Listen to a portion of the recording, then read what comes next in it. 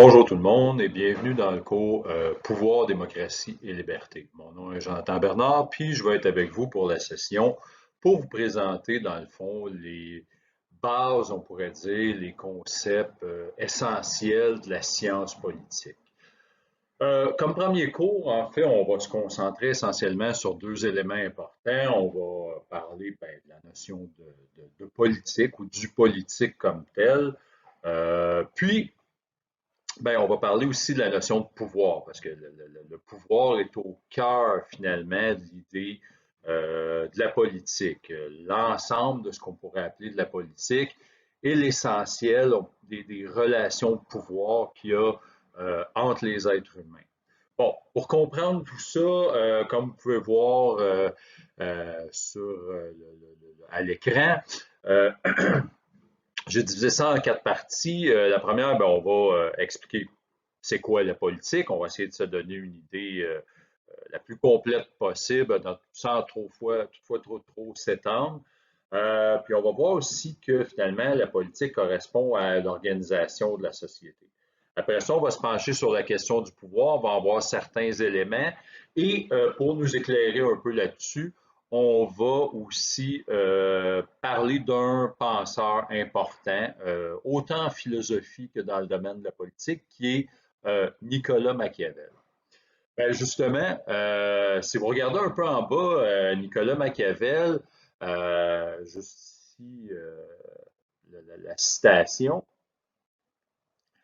Nicolas Machiavel nous dit: le hasard gouverne un peu plus de la moitié de nos actions et nous dirigeons le reste.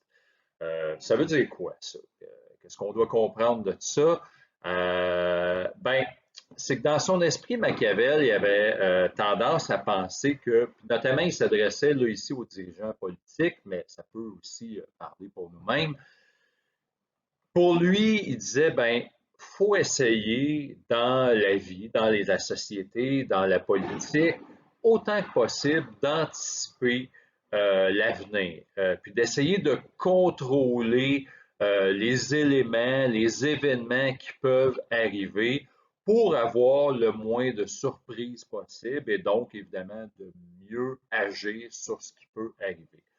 Mais en même temps, comme il dit, la moitié de tout ça, c'est le hasard qui gouverne. C'est ce que Machiavel appelait la fortuna. On verra ça là, un peu plus loin dans le cours. Donc, il y a des choses avec lesquelles on ne peut rien faire. Je pense que cette année, on en a un très bon exemple. Euh, la pandémie, la COVID-19 ou coronavirus, peu importe comment on veut l'appeler, euh, qui, au début de janvier 2020, aurait prévu euh, ce qui nous arrive actuellement. Bon, il y a des gens qui l'avaient planifié, il y a des scientifiques qui avaient dit on risque un jour d'avoir une pandémie, mais il n'y avait pas prévu quand, à quel moment.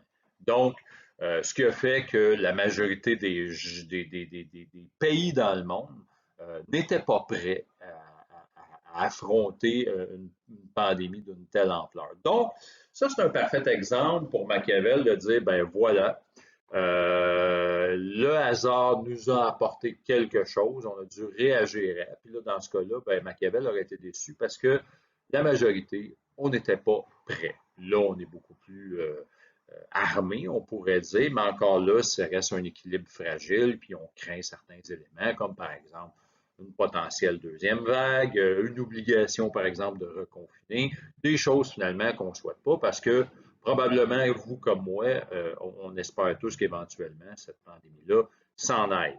La preuve, j'en suis là, moi, avec vous, à faire des cours enregistrés qui vont être le cas pour le reste de la session d'ailleurs.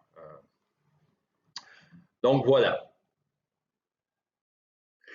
Comme premier point, qu'est-ce que la politique? Première des choses, il faut faire la différence entre ce qu'on appelle la politique active, la place que la politique prend dans la société et le rôle de la science politique. C'est quoi la différence entre les trois? La politique active, c'est la politique qu'on a l'habitude de voir. C'est la politique des politiciens C'est nos gouvernements, c'est les partis politiques, c'est les différents types de parlements, c'est les organisations politiques en dehors des partis qui agissent sur la société et qui s'impliquent. Donc, c'est les gens qui font ce qu'on va appeler de la politique active. Je fais la distinction avec ça et la politique dans la société parce que il n'y a pas seulement de la politique dans la politique active comme je viens de l'énoncer. Il y a aussi de la politique en fait partout, à peu près dans tous les milieux, je dirais même dans nos vies, dans notre famille, il y a toujours des éléments de politique. Par exemple, à peu près dans tous les milieux de travail, il y a des relations de pouvoir qui vont s'établir entre notamment les patrons et les employés, et à travers lesquelles on va avoir des relations politiques. C'est-à-dire qu'il va y avoir, par exemple, des conflits, il va y avoir des négociations à entreprendre parce que les gens veulent atteindre des choses ou espèrent des changements ou souhaitent que des actions soient mises en œuvre généralement pour améliorer leur situation. Le rôle de la science politique là-dedans, ben, c'est d'analyser tout ça. En fait, la science politique, qui est une assez jeune science, je vous dirais, parce que la science politique, au départ, elle n'existait pas comme telle, je vous dirais, avant le début du 20e siècle. La science, avant ça, en fait, on faisait de la philosophie politique. On faisait quand même à l'époque de la science politique, c'était un peu ça, mais ça rentrait dans l'esprit des gens comme étant de la philosophie politique. Et d'ailleurs, ça remontait loin. Si vous regardez juste à côté, j'ai une belle image ici de Aristote, qui évidemment n'avait pas l'air de ça à l'époque, mais on a un peu modifié la figure de sa statue. Aristote nous dit que la politique a pour fin non pas la connaissance, mais l'action. Beaucoup dans philosophie de l'Antiquité jusqu'à celle moderne, on était beaucoup axé sur le développement de la connaissance et le questionnement de plusieurs faits humains. La politique, dans son cas, ben, c'est vraiment le lieu de l'action. C'est la mise en place, on pourrait dire, des décisions qui sont prises par des gens pour changer les choses. Généralement pour améliorer notre vie, mais ce n'est pas toujours le cas. L'histoire nous en donne la preuve qu'il y a eu plein de décisions politiques qui sont finalement mauvaises pour une majorité de gens. Mais ça, on pourra en rediscuter au cours de la session. Donc, essentiellement, c'est la distinction qu'on pourrait faire entre les trois éléments. À ce niveau-là, qu'est-ce que la science politique ou même la philosophie politique nous apprend sur l'idée de la politique comme telle? Je reviens à Aristote. Pour ceux et celles qui ne le connaissent pas, Aristote, c'est un philosophe grec de l'Antiquité pour qui, en fait, la science politique, c'était une science pratique. On devait s'appliquer à rechercher le bien et le bonheur des citoyens. Et ça, je vous dirais, ça a marqué pendant longtemps et encore aujourd'hui l'idée même de la politique, en fait, la recherche du bien commun, qu'on va voir là, tout de suite après. Première des choses, dès que les êtres humains ont vie en collectivité, puis c'est pour ça qu'on dit que l'être humain est par nature un animal politique, un animal social, c'est qu'on n'a pas le choix finalement de vivre ensemble. On est pris comme ça, on est fait de cette façon-là. Les êtres humains seuls, pris individuellement, vous ne pouvez pas, ou presque pas, prendre un être humain, le mettre tout seul dans un environnement hostile, avec rien, et espérer que cet être humain-là survive et même crée, disons, des moyens pour éventuellement développer une société. Bon, vous allez dire, ben, il y en a qui sont capables. Oui, il y en a qui sont capables, mais c'est plutôt une minorité. En général, on n'est pas fait pour ça. On est fait pour participer ensemble à notre propre développement, à travailler, à collectivement essayer d'améliorer notre situation. Donc, ce que ça fait, c'est que, évidemment, tout ça nous amène à faire des choix pour la collectivité. Peu importe le type de collectivité auquel vous avez affaire, que ce soit des sociétés modernes, démocratiques ou pas comme les nôtres aujourd'hui, ou on peut reculer à des sociétés, par exemple, très primaires, des petites tribus qui vivaient ou qui vivent encore dans la forêt de l'Amazonie et qui ont très peu de contact avec l'ensemble de la civilisation. Malgré tout ça, ces gens-là ont toujours des choix à faire. Et là, la méthode de faire les choix va devenir un peu le modèle d'organisation qu'on va se donner. Par exemple, nous, on dit qu'on vit dans des systèmes démocratiques. Donc, notre méthode de prendre des décisions sont fondées sur un système qui est démocratique. Ici, il y a beaucoup de questions, il y a beaucoup d'éléments à considérer sur la notion de la démocratie. C'est une chose dont on va parler aussi pendant la session. On va en faire quand même la critique de tout ça parce qu'évidemment, il n'y a pas de système, il n'y a pas de façon parfaite pour les êtres humains de faire de la politique, c'est-à-dire de prendre des décisions pour l'ensemble de la collectivité. Donc, on pourrait dire, pour résumer, la définition ici, ce n'est pas la définition complète du sens de la politique. Vous pourriez avoir dans des dictionnaires spécialisés des définitions beaucoup plus élaborées. Mais si on veut se donner une idée relativement courte, on peut dire que la politique, c'est l'organisation de la collectivité. Donc, c'est ça, faire de la politique, c'est discuter ensemble, s'asseoir, prendre des décisions et être dans l'action pour mettre en... Désolé pour le petit glitch à la fin du slide précédent. Je suis en train de me familiariser avec l'ensemble des enregistrements de ce type, donc ça peut causer problème dans ce cas-là. Ben, comme on parlait en fait de l'organisation de la société, de la notion de bien commun, je vous explique un peu plus précisément qu'est-ce qu'on entend ici. Bon, on va dire premièrement que le but de la politique, c'est l'atteinte du bien commun. Euh, c'est quoi le bien commun? Globalement, on va dire que le bien commun, c'est l'expression qui est employée dans un sens plus vague, qui se rapproche de l'idée de l'intérêt général, c'est-à-dire l'intérêt partagé par toute la communauté en tant que membres dépendants les uns des autres. Donc, ici, il faut faire attention parce que quand on parle de l'intérêt général, on parle vraiment de l'intérêt de tous, pas au sens de la somme des intérêts de chacun, mais plutôt les éléments qui doivent représenter un intérêt général pour tous. Par exemple, dans le cas du Québec, on pourrait dire l'accessibilité à des soins de santé gratuits.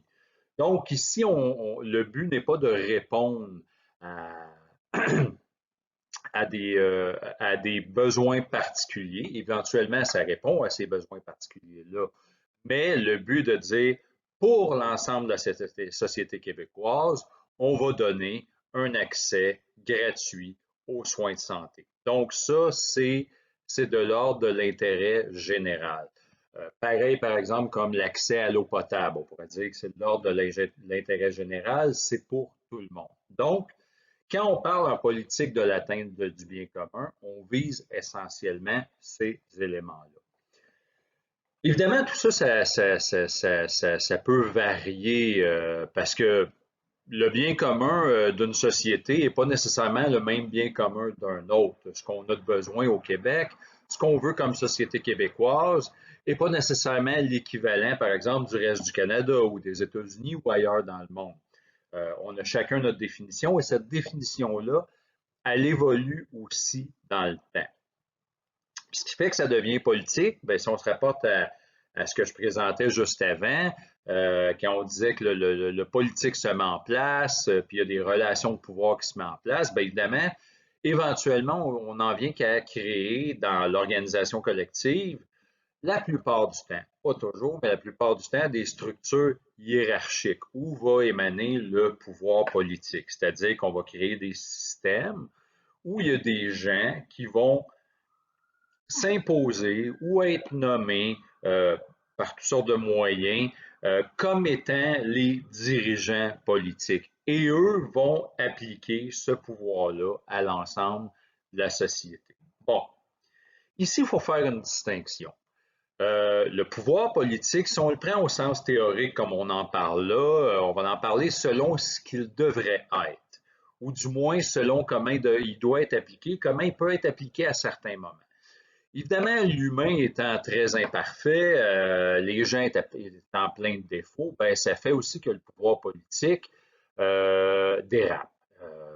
On peut avoir, il y a de la corruption, à des abus, à toutes sortes de formes d'éléments négatifs, ce qui fait aussi que, justement, on a une histoire politique qui est assez variée et même qui est momentanément sujette à des questions de violence, de conflits, de guerre, etc. Donc, parce que le pouvoir politique est lié à ça aussi. Des révolutions, des contestations, ça fait partie, on pourrait dire, de l'ensemble du portrait de la politique. Si tout allait bien, si les dirigeants étaient parfaits, les êtres humains étaient parfaits, qu'on vivrait, on atteindrait le bien commun, ben, éventuellement, il n'y aurait plus lieu d'avoir du politique. Il n'y aurait plus de nécessité à ça. Mais comme on n'y arrive jamais, d'une certaine façon, le bien commun est toujours un horizon à atteindre. Celui-là évolue au gré de l'évolution des sociétés. Bien, on reste là-dedans. Donc, si vous regardez un petit peu le schéma, on dit que le pouvoir est censé voir au maintien de cette organisation, l'organisation collective, par la mise en place de lois et d'institutions. Bien là, on peut regarder le schéma de voir un peu où ça part. Il faut le regarder dans une forme, dans le sens des aiguilles d'une montre. Fait que, partez du point ressources. Donc, on regarde ressources. Les ressources sont là. Les gens ont accès aux ressources, peu importe lesquelles, métaux, le bois, des choses comme ça. Ce qu'on a de besoin finalement pour construire notre société, pour vivre. Ces ressources-là sont acquises par les individus qui vont les mettre généralement en lien de manière collective. Donc, on va mettre tout ça ensemble. Évidemment, pour gérer un peu la distribution des ressources, c'est là que le pouvoir politique va intervenir. On va mettre en place des règles, des lois, des modes de fonctionnement pour définir qui a accès aux ressources, qui n'a pas accès, de quelle façon, en quelle quantité. Comme vous pouvez voir, ben, l'histoire, encore là, l'histoire humaine est une histoire d'inégalité des partages des ressources. Il y a toujours des gens qui se sont arrangés pour contrôler les règles, contrôler les lois et partager inéquitablement l'ensemble des ressources. Donc, il y en a qui en ont plus, sinon trop pour eux-mêmes, et il y en a évidemment qui en ont pas assez. D'où, par exemple, les écarts entre riches et pauvres dans l'ensemble des sociétés qu'on connaît et qui existent depuis très, très longtemps. Mais ces règles-là, ces lois-là vont mettre en place aussi des institutions. Actuellement, et ça, on va en parler dans le prochain cours, l'institution qui domine, l'institution politique la plus importante et qui a tendance à chapeauter l'ensemble des autres institutions de la société, c'est l'État. Aujourd'hui, le monde politique est composé essentiellement d'États. Je ne veux pas donner plus de détails là-dessus. Comme je vous dis, le prochain cours va traiter de l'État, puis on va pouvoir en parler plus amplement, puis voir un peu son fonctionnement. Les autres institutions, ben, c'est toutes celles qu'on connaît, l'éducation, la santé, la religion. Ceux qui ont fait des cours de sociologie, vous avez vu un peu c'est quoi l'ensemble des institutions.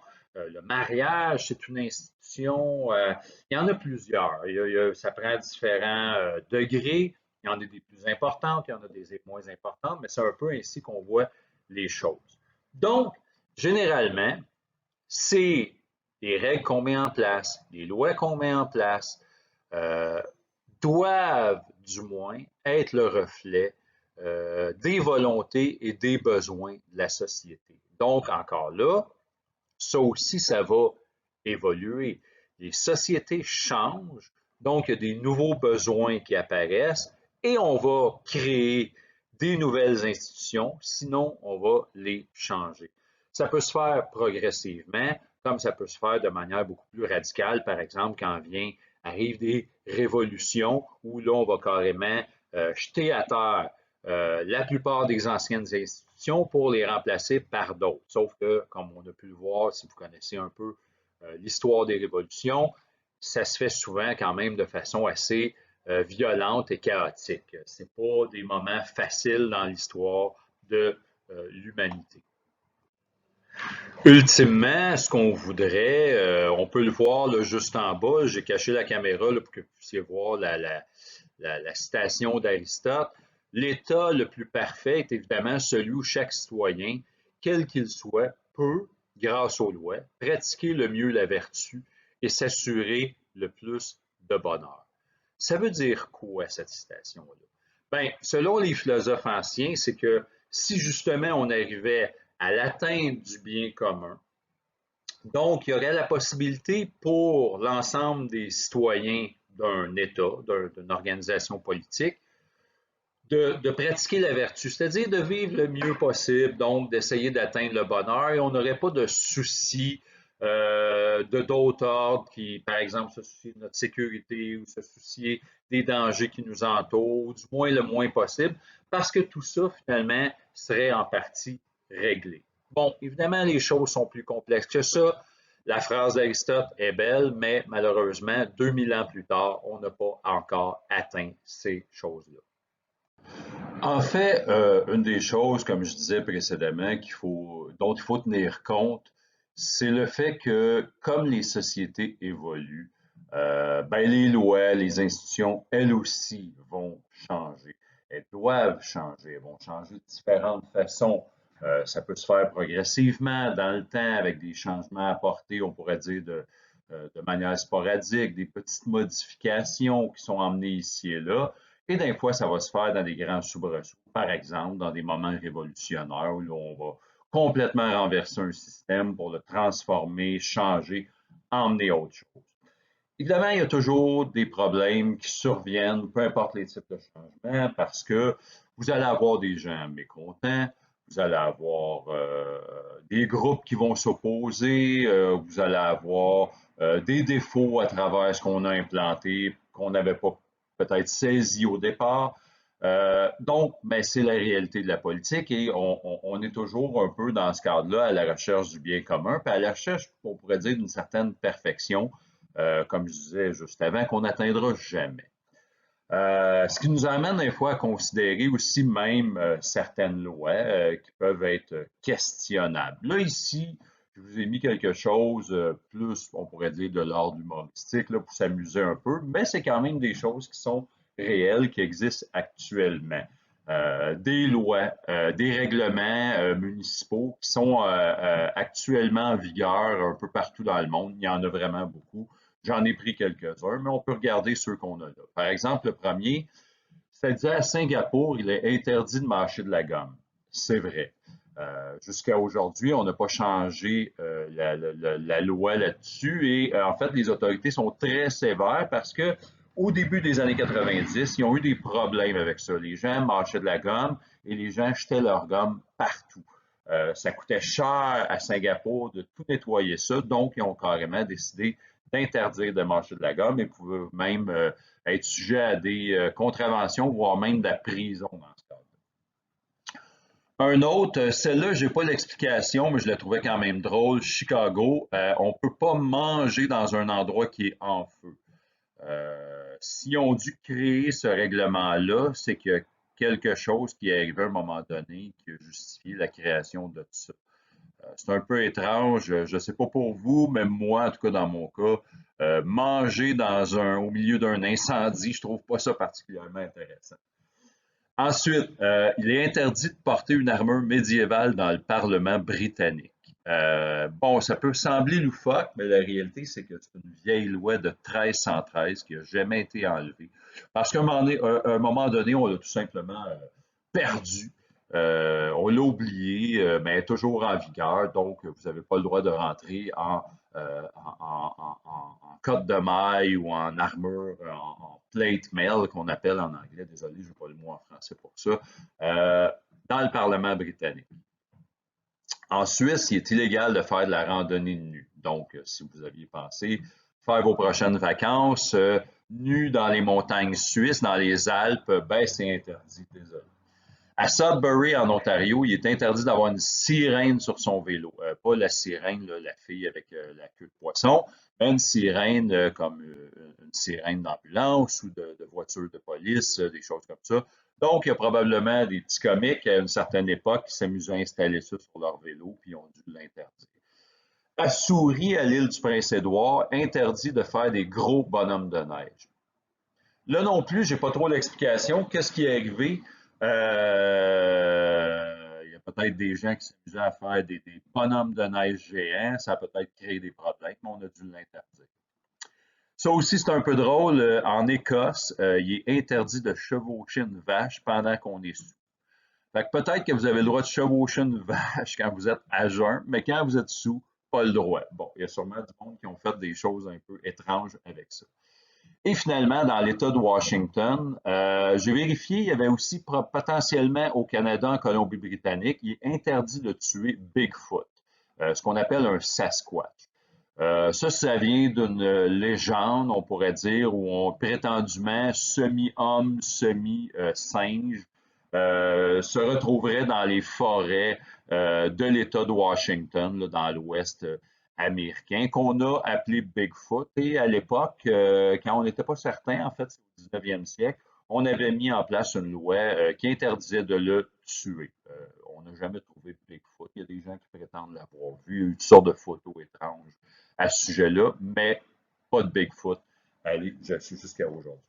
Bon, ça clôt la partie sur, on pourrait dire, là, toutes les institutions, le bien commun, ces choses-là. Là, on va aborder un peu plus la question du pouvoir dans le prochain, la prochaine slide. Il faut préciser certains points concernant le pouvoir politique, essentiellement parce que du pouvoir, il y en a partout dans la société. Il y a différentes formes de pouvoir. Max Weber, le sociologue du début du 20e siècle, disait que le pouvoir, c'est la capacité de faire quelque chose à quelqu'un qui ne ferait pas autrement. C'est une définition relativement simple, mais ça explique quand même beaucoup de choses. La différence, c'est qu'évidemment, le pouvoir ne s'applique pas de la même manière dans toute situation. Par exemple, on peut appliquer du pouvoir à travers la force. On peut forcer des gens à faire quelque chose. Généralement, c'est un pouvoir qui va être, disons, moins utilisé parce que, évidemment, ça se fait au désagrément des autres. Un pouvoir qu'on peut considérer beaucoup plus, puis qui va être beaucoup plus utilisé notamment en politique, c'est la persuasion. Persuader les gens de faire quelque chose qu'ils n'auraient pas fait autrement. Donc, ici, ça nous amène à penser la notion de pouvoir politique. Le pouvoir politique, qu'est-ce qu'il y a de particulier par rapport aux autres? Parce que faire quelque chose à quelqu'un d'autre par la persuasion, la force ou la manipulation, on peut voir ça ailleurs, par exemple. On peut même voir ça dans une relation de couple. Dans un couple, il y a des relations de pouvoir. On peut toujours négocier avec l'autre pour arriver à nos fins à travers un couple. Puis évidemment, il y a des façons de s'y prendre parce que ça peut nuire ou pas au couple.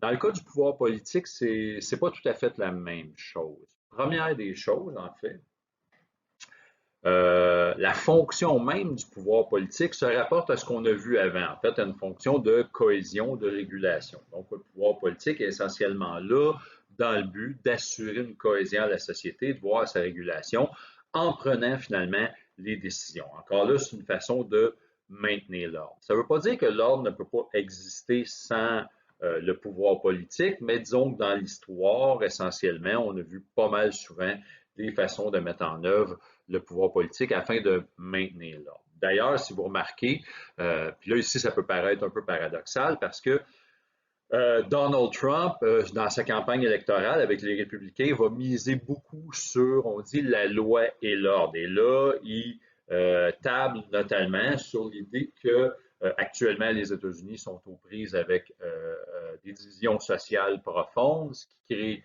des manifestations, on pourrait dire une forme de chaos à l'intérieur de la société, qui évidemment est un peu entretenu par lui-même avec ce qu'il dit, mais sauf qu'il s'impose comme étant la personne qui va pouvoir régler ces problèmes-là. On pourra en reparler quand on va parler notamment des États-Unis, puis on essaiera d'analyser un peu plus en détail ces éléments-là. En fait, puis ça va toucher aussi, on va voir ça tout au long de la session, le pouvoir politique, on dit qu'il se fonde essentiellement sur sa légitimité. C'est-à-dire que sans légitimité, le pouvoir politique, il existe tout simplement pas. Ça prend toujours au moins une partie de la société qui va donner sa légitimité au pouvoir politique pour que celui-là existe. Quand un gouvernement perd sa légitimité, ben, il commence à perdre des plumes, donc il commence à perdre le pouvoir sur la société. Un cas actuel, regardez ce qui se passe présentement en Biélorussie. Excusez pour le nom russe, j'ai oublié le nom de l'actuel président biélorusse, qui est là d'ailleurs depuis très longtemps. Ce n'est pas vraiment un président, ce n'est pas vraiment une démocratie, c'est un dictateur, mais là, c'est un dictateur qui est de plus en plus contesté. On le voit, il y a des manifestations presque à chaque jour de la part d'une partie de la population. Et si ça continue, ben, il va être obligé de quitter le pouvoir. Là, actuellement, il y a un gros appui, c'est Vladimir Poutine et la Russie, qui évidemment ne veulent pas le voir partir, mais là, qui doivent jongler avec cette situation-là. Donc, on va dire que sans légitimité, le pouvoir n'existe pas. Et le pouvoir, on va dire aussi qu'il est toujours, le pouvoir politique est toujours accompagné de prérogatives. Ça veut dire quoi? Ça veut dire qu'il est accompagné d'obligations. Le pouvoir politique doit rendre des comptes, doit faire des choses pour sa société, sans quoi, encore là, il n'y aura plus l'appui et il va être obligé, évidemment, de se retirer. En fait, pour mieux comprendre la notion de prérogative au niveau du pouvoir politique, on va partager en deux, en fait, les principales formes de pouvoir qu'on retrouve dans la société, c'est-à-dire le pouvoir des dirigeants politiques, celui des élus, notre premier ministre, nos ministres, les différents types de gouvernements qu'on va trouver dans le monde. Ça, c'est le pouvoir essentiellement politique tel qu'on le connaît habituellement, ceux qui sont à la tête des États. Il y a le pouvoir de la société civile, là, qui est beaucoup plus diffus, qui est beaucoup plus large parce qu'il répond à différentes, ou il émane plutôt de différentes institutions qui peuvent être constituées de citoyens ou de certains groupes de citoyens particuliers. On va expliquer ça un peu plus en détail. On va commencer par le pouvoir des élus. Première des choses, on dit le pouvoir des élus est limité. Quand on dit limité, évidemment, ça dépend toujours du type de système auquel on a affaire. Généralement, quand on est dans une démocratie, on a affaire à un pouvoir, évidemment, qui est limité par les différentes règles démocratiques qui vont s'appliquer. Quand on est dans une dictature, c'est pas tout à fait pareil. Ça ne veut pas dire qu'il n'y a pas des règles, ça ne veut pas dire que le pouvoir est illimité dans une dictature. Il y a toujours certaines limites à ce pouvoir-là, mais ce n'est pas les mêmes limites que, par exemple, qu'un dictateur rencontre que plutôt un premier ministre ou un président d'une démocratie. Première des choses, le pouvoir politique a pour mandat, on l'a vu un peu plus tôt dans les diapos avant, pour mandat de gouverner dans l'intérêt général, c'est-à-dire de répondre au bien commun. Donc, toute la légitimité, en fait, des élus politiques, c'est de mettre en œuvre leur politique, mais leur politique dans le but de répondre au bien commun. Évidemment, comme on disait, on ne peut pas satisfaire tout le monde. Donc, il faut essayer de faire ça pour le plus large possible, mais en étant conscient qu'il va toujours y avoir des insatisfaits. Je vous donne un exemple.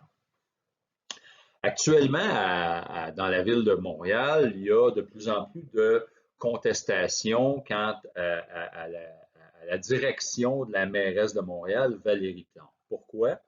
Parce que Valérie Plante a mis en œuvre beaucoup de chantiers dans Montréal nécessaires, des chantiers de réparation, plusieurs affaires, puis évidemment, les gens s'en plaignent, notamment aussi la mise en place de plusieurs pistes cyclables. Ça ne fait pas la joie de tout le monde. Évidemment, il y a des résidents de Montréal qui sont plus enclins à faire du vélo ou à marcher, sont plutôt satisfaits parce que ces gens-là voient, dans le fond, une amélioration de la vie à Montréal à cause qu'on va réduire, par exemple, l'espace pour les automobiles, donc moins de trafic à l'intérieur de la ville. Sauf que pour les gens qui travaillent en voiture, qui viennent en voiture à Montréal pour des raisons valides, et pour notamment les commerçants, ben eux, ça fait moins leur affaire parce qu'ils ont l'impression que ça va contre leurs intérêts. Et là, récemment, ben, Valérie Plante, du moins c'est ce qu'on dit dans certains médias, est allé de l'avant avec plusieurs décisions en consultant moins les gens qui pourraient être mécontents de ces décisions-là. Donc, ça crée de l'insatisfaction. Et là, l'insatisfaction, évidemment, on arrive dans la dernière année de son mandat, l'insatisfaction est de plus en plus grandissante, on pourrait dire. Bon, on verra aux élections l'année prochaine, ça va donner quoi, mais c'est un exemple pour illustrer une certaine forme d'usure du pouvoir. Donc, il y a une perte de légitimité de la part de Valérie Plante. Pas tout le monde, c'est pas tout d'un coup tous les gens qui l'appuyaient qui accordent plus leur appui, mais il y a des gens qui maintenant l'appuient moins, une frange du moins des citoyens de la ville de Montréal qui vont moins l'appuyer. Donc, tout le pouvoir politique, finalement, est lié à cette légitimité-là, puis ça va s'entretenir avec la relation que le pouvoir politique va avoir avec la société. Moins il y a de légitimité, plus c'est difficile de mettre en œuvre les politiques, parce que plus il va y avoir de la contestation. Quand vous avez moins de contestation, ben, évidemment, c'est plus facile d'aller de l'avant avec des décisions parce qu'une majorité de gens vous appuient. Si on regarde du côté du pouvoir de la société civile, bien là, on parle de plusieurs choses, notamment dans les plus grandes institutions qui ont du pouvoir dans la société civile, on va parler des différents médias.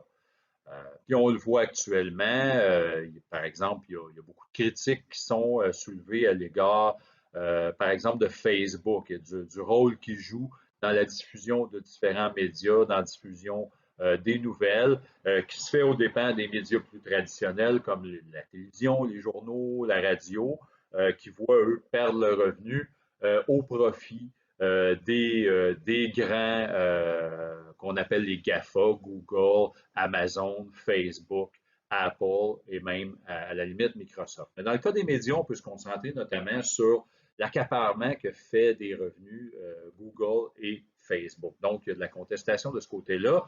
Et ça, c'est des entreprises médiatiques qui prennent de plus en plus de pouvoir. Et si vous voulez un exemple concret, regardez ce qui arrive présentement. On se plaint que Facebook accapare beaucoup de revenus médiatiques aux dépens des médias plus traditionnels, comme je viens de vous dire. Actuellement, en Australie, le gouvernement australien vient de décider que Facebook allait devoir redistribuer une partie des revenus faits à partir des sources publicitaires pigées en Australie, qui devrait les redistribuer aux médias traditionnels. Évidemment, Facebook, ils ne veulent pas partager l'argent qu'ils vont faire avec les autres, donc ils s'opposent à ça. Et là, ils ont menacé le gouvernement australien de carrément couper la diffusion d'informations sur le Facebook en Australie. Bon, on en est là pour le moment. On va voir ce qui va arriver avec ça, mais c'est la situation présente. Fait qu'on voit ici, là, puis ça c'est un très bon exemple, de la force des entreprises par rapport au gouvernement. Plus une entreprise est grande, plus une entreprise a de moyens, notamment les grandes entreprises à l'échelle mondiale. On ne parle pas juste des entreprises dans les milieux des technologies, on peut parler par exemple des grandes compagnies pétrolières, de l'industrie automobile, de d'autres types, l'industrie agroalimentaire. Bon, il y a des grands joueurs à l'échelle planétaire qui sont capables d'avoir beaucoup de moyens pour influer sur les gouvernements. Le problème avec ces pouvoirs-là, c'est qu'ils n'ont pas nécessairement des comptes à rendre aux citoyens. Les citoyens peuvent contester leur situation, mais ils ne sont pas comme des gouvernements, ils ne sont pas élus forcément par l'ensemble des citoyens. Leurs décisions ne sont pas soumises tout le temps à un processus démocratique, sauf à l'intérieur même de ces entreprises-là. Donc, tout ce qu'ils font, finalement, n'est pas toujours dans le but, évidemment, de l'intérêt général. Ces entreprises-là vont plutôt agir pour leurs propres intérêts et pour l'intérêt de leurs actionnaires, notamment s'ils sont cotés en bourse. Donc, ici, c'est une des distinctions à faire et ces pouvoirs-là vont se confronter les uns les autres. Finalement, dans le pouvoir de la société civile, il reste le pouvoir des citoyens. Les citoyens qui vont s'organiser, soit pour contester leur gouvernement, les décisions prises par leur gouvernement, soit pour contester les autres types de pouvoirs dans la société. Là, évidemment, les moyens des citoyens sont plus limités. Sortir dans la rue, faire des manifestations, organiser différentes activités, des pétitions, des choses comme ça, pour faire valoir leur propre point de vue. Mais généralement, c'est ceux qui ont le moins de moyens, mais qui, des fois, peuvent faire pencher la balance dans certains cas et même forcer des gouvernements à démissionner. On vient un peu de le voir avec le cas de Beyrouth, suite à la terrible explosion qu'il y a eu en plein cœur de la ville. Ben là, il y avait évidemment les gens étaient déjà mécontents du pouvoir politique à Beyrouth parce que c'est un vieux pouvoir usé, corrompu, qui est là depuis longtemps. Et là, ben, les citoyens, puis même d'autres gouvernements ont forcé la main et ont forcé le gouvernement actuel à démissionner. Est-ce que ça va changer les choses? Ça reste à voir tout ça. Puis on va essayer de comprendre un petit peu là comment s'articule le pouvoir politique, notamment à partir des enseignements d'un philosophe important en sciences politiques qui est Nicolas Machiavel. Pour terminer, en fait, notre compréhension du pouvoir politique, comme je disais précédemment, je vous emmène à considérer ce qu'un philosophe politique nous a dit sur cette question, c'est Nicolas Machiavel. Nicolas Machiavel, on le connaît, entre autres, notamment parce qu'il a donné son nom à une expression, un terme aujourd'hui qu'on dit le machiavélisme, qui fait référence à quand quelqu'un est machiavélique, c'est que c'est quelqu'un qui est prêt à utiliser tous les moyens à sa disposition pour arriver à ses fins. L'expression qu'on dit la fin justifie les moyens, elle vient un peu de cette idée-là. Bon, il y a une chose qu'il faut préciser, Machiavel n'était pas machiavélique. L'un et l'autre n'ont pas tant de liens, sauf que Machiavel avait une compréhension, on pourrait dire, de la chose politique qui était à son époque différente de d'autres penseurs. Bon, c'est qui Machiavel, pour faire vite? Ben, il est un penseur, c'est un penseur qu'on dit humaniste. Il est de l'époque de la Renaissance, c'est un Florentin, donc il vit en Italie, et il est l'auteur de deux œuvres majeures. Le Prince, qui est son œuvre où on y retrouve justement l'essentiel, on pourrait dire, disons, de comment prendre le pouvoir, comment garder le pouvoir politique, et les éléments que je vous présente là en sont tirés. Et l'autre œuvre importante qu'il a écrite, c'est Première décade de Tite-Live, qui est en fait là, beaucoup plus une œuvre sur son penchant républicain. Pas républicain dans le sens des Américains aujourd'hui, mais républicain dans le sens où Machiavel trouvait que c'était important que le pouvoir soit appuyé sur les citoyens, que les citoyens aient leur mot à dire. On verra encore là, pendant la session, un peu plus ce que ça veut dire. Donc, Machiavel est considéré comme le fondateur de l'analyse politique moderne. Puis sa pensée, entre autres, elle va notamment marquée par la volonté ou sa volonté de séparer le politique de la morale et de la religion. Pourquoi? Bien, à son époque, Machiavel et avant, la majorité des penseurs, des philosophes, avaient tendance à lier la morale à la politique. Si vous prenez par exemple les philosophes grecs importants, Platon, Aristote, et après même des philosophes, on pourrait dire, plus de la chrétienté, on peut penser à Saint-Augustin, à Thomas d'Aquin, qui ont réfléchi sur les questions politiques, mais il y avait toujours tendance à mélanger les éléments de la religion et de la morale à la politique. Machiavel, il regarde un peu tout ça, puis il lit beaucoup de traités historiques, puis il va dire, ben, c'est dommage, mais la politique, c'est pas juste une affaire de morale. Si un dirigeant politique ne fait que viser des valeurs morales, c'est-à-dire de bien se comporter, bien agir, des choses comme ça, il va finir par perdre le pouvoir au profit, on pourrait dire, des plus vilains, de ceux qui, eux, hésiteront pas à utiliser des moyens plus vils, la tricherie, le meurtre, des choses comme ça, pour arriver à leur fin. Donc, Machiavel, ce qu'il dit, ben, faut laisser, il dit pas que la morale c'est mauvais, il dit si on peut l'appliquer, tant mieux. Mais il dit il faut aussi être réaliste, il faut savoir qu'à certains moments, on ne peut pas faire usage de la morale et on doit utiliser pour parvenir à nos fins des choses qu'on pourrait dire qui sont considérées comme mal ou méchantes aujourd'hui comme à son époque, à ce moment-là. D'ailleurs, juste pour la petite histoire comme ça, son livre, Le Prince, avait été mis à l'index par l'Église catholique parce que justement, le livre était provocateur par rapport à ce qu'il présentait. Puis, jusqu'à, je vous dirais, au 15e, 16e siècle, on avait de la difficulté à se le procurer parce que il est interdit carrément par l'Église. Bon, qu'est-ce que Machiavel nous dit par rapport au pouvoir? Il va dire plusieurs choses, mais j'en retiens ici trois éléments clés, on pourrait dire. Machiavel, il croit beaucoup en l'idée, puis ça, vous l'avez vu dans la citation tout au début, là, que je vous parlais là, sur qu'on contrôle la moitié de notre vie, puis l'autre moitié est sujette, on pourrait dire, au hasard des événements. Machiavel, il se fie beaucoup là-dessus pour dire, ben, le pouvoir politique aussi est soumis à ça, il est soumis aux aléas de la réalité.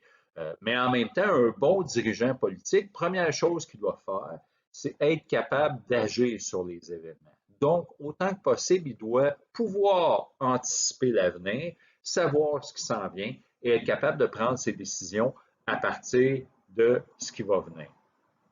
Ça, c'est la première chose importante. Et encore aujourd'hui, ben, ce n'est pas un truc juste de son époque, du 15e siècle à Machiavel. C'est un truc qu'on peut considérer et qui reste important encore aujourd'hui. Si vous êtes un dirigeant d'État, vous devez être capable d'anticiper ce qui va arriver pour pouvoir prendre les bonnes décisions pour votre société. Suite à ça, bien évidemment, ça nous amène à, on dit, saisir le moment propice. Donc, il faut savoir saisir les bonnes opportunités. Machiavel, il va dire, ben, c'est pas tout d'être capable d'agir sur les événements, il faut savoir aussi trouver le bon moment pour prendre ses décisions. Donc, pour lui, il faut être capable, encore là, de faire toute l'analyse de la situation et de savoir quand on va agir. Donc, il faut prévoir les événements à venir et il faut savoir quand agir juste au bon moment. Et finalement, Machiavel, il reconnaît une autre chose importante. Soigner son apparence, l'image. Puis là, ici, il faut faire attention. On ne parle pas de soigner son apparence au sens de toujours être bien habillé, d'être maquillé ou bien rasé ou peu importe, ou avoir du parfum, sentir bon. C'est pas à ça qu'on fait exactement référence. Oui, ça peut jouer une importance, mais Machiavel, ce qu'il dit, il reconnaît dans la politique un élément de la théâtralité. C'est-à-dire que c'est important de marquer les esprits des gens avec quelque chose qui vont retenir de nous. Donc, à ce niveau-là, on va soigner son image en fonction des gens à qui on a affaire. Prenez un exemple. Dans les années 1930, quand Adolf Hitler venait de prendre le pouvoir, il était le chancelier d'Allemagne. On parle, là, on n'était pas rendu à la Deuxième Guerre mondiale, on parle avant 1939. Une des choses que Adolf Hitler faisait pour impressionner le peuple allemand, c'était de voyager en avion. À l'époque, voyager en avion, c'était considéré comme assez dangereux. L'aviation, c'était nouveau. Les avions, c'était pas très stable. Et Adolf Hitler voulait montrer qu'il était téméraire, qu'il était quelqu'un qui n'avait pas froid aux yeux, qui était capable de faire des choses, on pourrait dire, risquées. Donc, il se déplaçait à travers l'Allemagne avec son avion personnel. Et ça impressionnait les gens parce que la majorité des autres dirigeants de l'époque, eux, se déplaçaient en train ou en bateau quand il était temps de traverser les océans. Donc, Adolf Hitler était audacieux à ce niveau-là et ça marquait l'esprit des gens. On peut prendre un truc plus proche de nous. Prenez par exemple Steve Jobs, qui est aujourd'hui décédé, mais qui est le fondateur, qui a été longtemps le patron d'Apple. Rappelez-vous un peu, vous avez sûrement vu une image de Steve Jobs. On ne voit jamais Steve Jobs arriver quand il parlait aux gens, genre en veston complet, veston cravate, tout ça, comme on peut voir plusieurs politiciens ou autres. Non, il arrivait souvent avec une espèce de chandail col roulé, en jeans.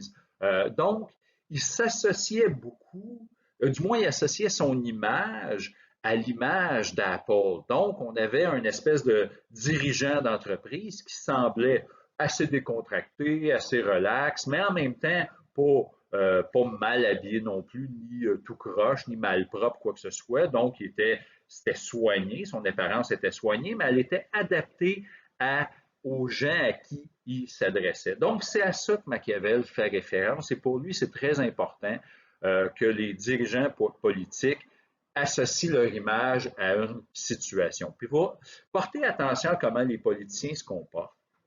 Parce que, oui, on les voit souvent en veston-cravate, mais on va les voir dans certaines situations un petit peu différemment. Par exemple, si on prend le cas, je ne sais pas, de Justin Trudeau, même François Legault, vous allez les voir dans des moments, on pourrait dire, un peu plus relax, ne pas avoir de cravate. Ça, déjà là, avec le bouton de chemise détaché, c'est pour montrer que là, la situation est un peu plus décontractée. Donc, on est dans un autre modèle de présentation, on pourrait dire. Justin Trudeau récemment s'est fait pousser la barbe. C'est pas juste parce qu'il avait envie de se faire pousser la barbe, probablement un petit peu en partie, mais il doit y avoir aussi des gens qui ont dit ouais, c'est une bonne idée, peut-être. Là, je n'ai pas toutes les explications, mais peut-être que dans le contexte de la COVID, il fallait qu'il montre un aspect plus humain, moins détaché des gens. Donc, on lui a dit, laisse-toi pousser la barbe, ça donne un côté plus relax à ton image. Donc, c'est ça essentiellement auquel on fait référence. Puis pour Machiavel, c'est très important, ces trois éléments-là. Pour le dernier diaporama ou la dernière slide du PowerPoint, je ne ferai pas une vidéo, je vais juste terminer là-dessus, mais je vous emmène en fait, puis je vais faire ça avec les prochains cours qu'on va avoir. Je vous emmène à lire et à visionner certaines suggestions que je fais. Et dans ce cas-là, ben, c'est pour un peu pour voir un petit peu ce qu'on de quoi on a parlé et voir comment, dans ce cas-là, Donald Trump met en œuvre son propre pouvoir. Il y a plusieurs éléments ici, puis là, je vous présente aussi des éléments, puisque les élections américaines s'en viennent, je vous présente des éléments de ça, et on va essayer pendant la session d'analyser ça peu à peu pour comprendre un peu l'ensemble des enjeux, puis voir à quoi on a affaire. Et je pose une question d'ailleurs, à savoir, lequel, selon vous, des deux dirigeants, Donald Trump et Justin Trudeau, répondrait le plus, on pourrait dire, aux enseignements de Machiavel. Et on va s'arrêter là-dessus et on pourra se parler dans le prochain visionnement, probablement la semaine prochaine.